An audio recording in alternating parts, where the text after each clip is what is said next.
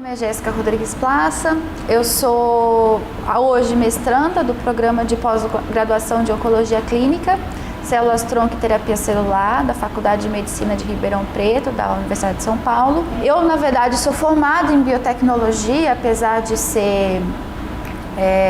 de trabalhar com bioinformática, né? Sou formada na Universidade Federal de Pelotas, no Rio Grande do Sul. Introduzida um pouquinho a lógica de programação que um aluno de mestrado que tinha lá e que me orientava, né? Então, que conseguiu me auxiliar e despertou, a partir da disciplina de bioinformática, o interesse por essa área, mais ainda do que eu já tinha, porque eu fazia em paralelo iniciação científica no laboratório de vacinologia, né? Que a gente não conhecia, eu também não conhecia, eu entrei na graduação sem saber que bioinformática existia. Surgiu a oportunidade, com a abertura do Ciências Sem Fronteiras, de participar do programa. Então eu aproveitei para mandar diferentes, falei, já que eu tô aqui, vou tentar os melhores lugares, né? Então fui aceita em Cambridge, na Universidade de Stanford, na Universidade da Califórnia de São Francisco, a qual eu realmente fui fazer estágio, na Universidade da Califórnia de São Diego também.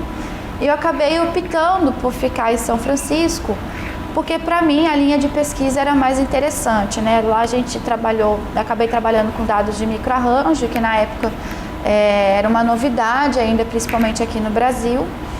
E então eu aprendi bastante lá uma linguagem de programação R, porque bioinformática a gente trabalha no computador, né? Então, para mim, eu formada em biotecnologia, também era um desafio entrar dentro dessa área, né? Eu nem sabia direito que tinha diferentes sistemas operacionais quando eu comecei.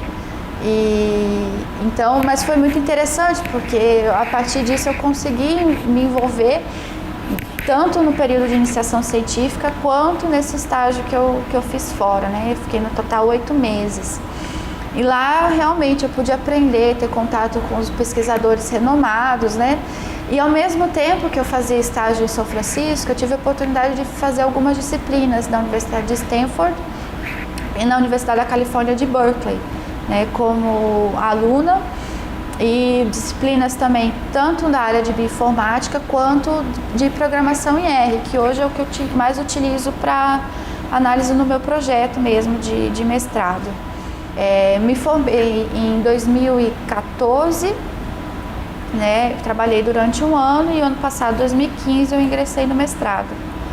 E para mim é uma experiência muito fundamental. Aqui a gente não só as atividades do mestrado, eu realizo atividades de colaborações com outros pesquisadores também, uma diversidade enorme de projetos. Então, isso para o bioinformata é muito enriquecedor, porque põe a gente em prova você conseguir trabalhar com uma diversidade de dados muito grandes, né? Porque cada tipo de dado, seja principalmente de sequenciamento, né? De nova geração, ele impõe diferentes limitações, diferentes obstáculos que você tem que tentar resolver, seja para sequenciar genomas bacterianos, por exemplo, ou para você sequenciar transcriptomas, né, ou seja, todo o RNA presente numa célula, né, e analisar isso aí. Então, para a gente, né, o que a gente realmente faz, a maioria seria análise de dados de sequenciamento, e o que vem para a gente são arquivos textos, né, com sequências biológicas, ou seja, com os nucleotídeos. E o que faz a gente, o bioinformata, é realmente transformar esse monte de sequências que é gerada, que é como se fosse pecinhas de um quebra-cabeça, né, e montar esse quebra-cabeça aí de uma forma a gerar algo importante biologicamente. A rotina do laboratório, né, então, principalmente nas colaborações, as pessoas, a partir de dados de sequenciamento, seja ele de DNA, exoma, que são advindos de sequenciadores de nova geração, eles entregam esses dados junto com as informações do conjunto amostral que eles possuem, né? Então, seja pacientes com câncer, indivíduos controle normal, por exemplo, seja indivíduos com outras doenças genéticas, ou situações de metagenômica, por exemplo, que você tem amostras de diferentes regiões do ambiente, por exemplo, amostras de solo, e que vem esses dados para a gente analisar e tentar, no caso da metagenômica, por exemplo, descobrir quais são os micro-organismos presentes nessa célula, que a gente pode tentar relacionar com a possibilidade de metabolização de alguma molécula importante, né? Seja ele, por exemplo, o plástico, né? Então, existem bactérias que vão que consomem carbono, né? Então, a gente poderia utilizar tentar descobrir populações, regiões que têm populações bacterianas que são capazes, ou não só bactérias, vírus e outras fungos, que são capazes de fazer essa metabolização, para então a gente tentar fazer aplicações biotecnológicas, né?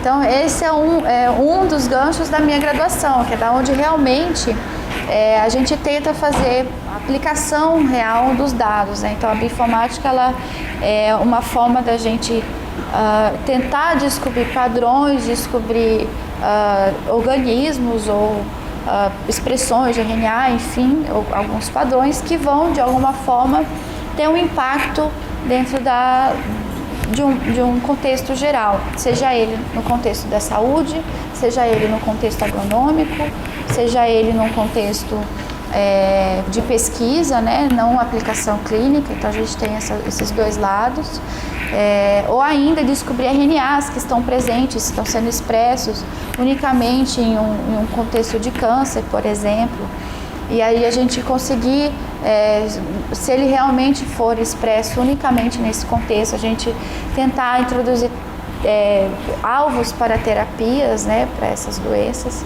para esse tipo de câncer, por exemplo, ou uma diversidade de aplicações, né? Então, tanto para diagnóstico quanto para terapia também. Então, isso depende muito do que a gente encontra, né? Não é tão fácil, às vezes, quando do que a gente realmente fala, mas a ideia é essa, né? A ideia é boa. Além disso tudo, a bioinformática ela é uma área, se a gente comparar com os outros ramos de pesquisa, muito nova, né?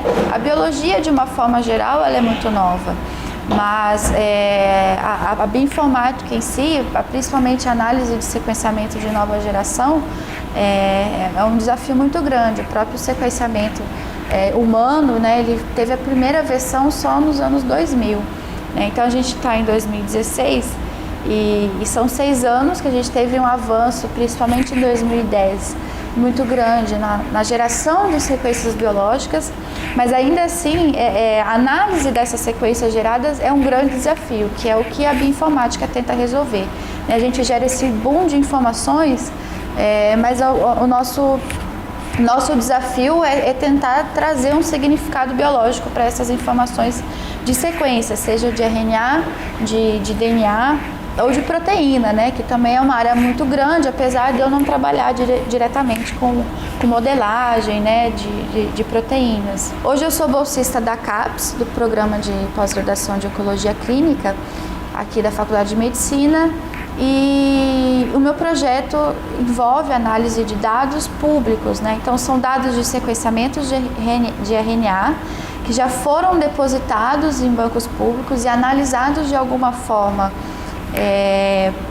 por uma população científica, né? Mas a partir da minha pergunta biológica específica eu consigo gerar informações diferentes. Então nesse caso, no meu caso específico, eu trabalho com genes ROX, né, que são genes muito conservados entre mamíferos e que eles são muito importantes no desenvolvimento embrionário, né, dos organismos. E a gente percebe que a partir da análise de expressão gênica, ou seja, análise da presença de RNA, quando a gente compara amostras de tecidos normais com amostras de tecidos tumorais, a gente percebe que há um dispareamento, ou seja, uma alteração desse nível de expressão. Então, ou você tem alguns genes ROX mais expressos em tecido normal ou mais expressos em tecido tumoral, dependendo do tipo de tecido, porque ele é um gene tecido específico, né, em relação à expressão gênica. Então, a gente consegue, a partir disso, a partir dessa percepção que nós tivemos, a gente consegue identificar padrões, né, e é o que a gente está tentando identificar. Padrões que tentem relacionar a funcionalidade do gene ROX, bem como entender quais são os alvos desses genes, se eles estão alterados, né, uma vez que eles são fatores de transcrição e estão diretamente regulando alguns genes, né, ou seja, a proteína se liga à região de ativação de expressão gênica de demais genes. Então a gente consegue, a partir de outro experimento, que não um sequenciamento de RNA, mas o que a gente chama de ChIP-seq, que seria o sequenciamento de regiões que uma proteína está se ligando a um DNA, a gente conseguiria então entender essa regulação desse gene, ou seja, quais são esses genes que ele pode estar ativando ou reprimindo. Então, meu papel no mestrado é exatamente integrar esse conjunto de informações, tanto de RNA quanto de ChIP-seq, e fazer uma análise de vias de integração, né, do inglês network, e a gente conseguir ver realmente o papel, né, qual a função do gene ROX dentro de um contexto tumoral, por exemplo, né, a partir de dados públicos, ou seja, pessoas que fizeram experimento, que não estão dentro do laboratório, pode ser de qualquer lugar do mundo, depositaram isso e disponibilizaram para o público ter acesso. Então a gente está partindo desses dados. Um dos consórcios que a gente utiliza é o Cancer Genome Atlas, né, que é o CGA, e que disponibilizam uma variedade de dados tumorais e alguns normais também, né, mais de 32 tipos tumorais, tanto dados de sequenciamento de RNA, de presença de mutações, quanto a presença de metilação no seu genoma. E a partir do conjunto desses dados eu consigo integrar com outros dados gerados, também nos mesmos tecidos, né, no mesmo conjunto amostral que os tumores que eu escolhi para analisar dentro do CGA, e integrar esses dados de ChIP-seq com RNA e fazer uma análise de regulação dos genes.